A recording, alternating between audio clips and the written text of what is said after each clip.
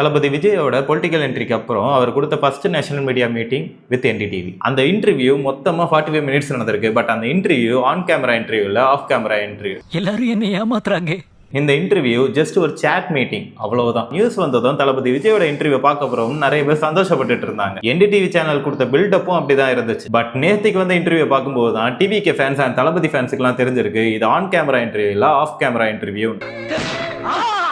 இந்த ஒரு வீடியோ வெளியே வந்ததும் சோஷியல் மீடியால தளபதி விஜயை பயங்கரமா ட்ரோல் பண்ணிட்டு இருக்காங்க. அண்ட் இந்த ஒரு இன்டர்வியூ எடுத்த என்டிடிவி சேனல்காரங்க ஏதோ கடவுளை பார்த்துட்டு வந்த மாதிரி அவ்வளவு சந்தோஷப்பட்டு ஃபேன் பாய் மாதிரி துள்ளி குதிச்சு பேசிட்டு இருந்தாங்க. அண்ட் அவங்க இன்டர்வியூ எடுக்க போகும்போது எந்த ஒரு எக்ஸ்பெக்டேஷனும் இல்லாம இவ்வளவு நாள் இவர் எந்த சேனலுக்கும் இன்டர்வியூ கொடுக்கல, சோ இவருக்கே இவர் மேல கான்ஃபிடென்ட் ஒன்னும் இல்ல போல அப்படின்னு நினைச்சிட்டு தான் போயிருக்காங்க. பட் அவங்க 45 மினிட்ஸ் பேசும்போது அவங்க என்னெல்லாம் கொஸ்டின் கேட்கணுமோ அது எல்லாமே கேட்டிருக்காங்க. அந்த எல்லா கொஸ்டின்ஸையும் ரொம்ப பொறுமையா காமா பதில் பேசியிருக்காங்க. அந்த ஒரு கான்வர்சேஷன்ல தளபதி விஜய் சொன்ன முக்கியமான விஷயம் என்னலாம்னு சொல்றேன். என்டிடிவி காரங்க நீங்க கிங் மேக்கர் ஆகலாம்னு இருக்கீங்களான்னு கேட்டதுக்கு நான் பொலிட்டிக்ஸ்ல கிங் மேக்கர் ஆக வரல, கிங் ஆக வந்திருக்கேன்னு சொல்லிட்டு ஸ்ட்ரெயிட்டா சொல்லியிருக்காரு. அண்ட் ஜனநாயகன் பத்தி கேட்கும்போது I feel bad for my ப்ரொடியூசர்னும் ஜனநாயகன் ரிலீஸ்ல ப்ராப்ளம்ஸ் வரும்னு நான் ஆல்ரெடி எதிர்பார்த்தது தான். அதுலயும் நம்ம இப்ப பொலிட்டிக்ஸ் சைட் போறதுனால சென்சார் சர்டிஃபிகேஷன் சைட்ல வழக்கத்தை விட எக்ஸ்ட்ராவா பிரச்சனை வரும்னு நினைச்சேன், அதே மாதிரி வந்துருச்சுங்கிற மாதிரி சொல்லியிருக்காரு. அதனால டிலே ஆகுறது எனக்கு அந்த அளவு சர்ப்ரைசிங்கா இல்லைன்னு சொல்லியிருக்காரு. நெக்ஸ்ட் கரூர் இன்சிடென்ட் பத்தி பேசும்போது அது எனக்கு கம்ப்ளீட் ஷாக்னு சொல்லியிருக்காரு. கரூர் ஸ்டாம்பேட்ல இருந்து நான் வெளியே வரதுக்கே எனக்கு நிறைய டைம் தேவைப்பட்டுச்சு, அது என்னைய மென்டலி ரொம்ப டிஸ்டர்ப் பண்ணுச்சுன்னு சொல்லியிருக்காரு. நான் இப்போ சினிமா ஃபுல்லா கட் பண்ணிட்டு பீப்புள் இஷ்யூஸ்ல ஃபோக்கஸ் பண்ணி லாங் டர்மா எலெக்ஷன்ஸ் வின் பண்றது தான் பிளான்னு சொல்லியிருக்காரு. இதை கேட்ட என்டிடிவி டீம் இது கேஷுவல் பொலிட்டிக்கல் என்ட்ரி இல்ல,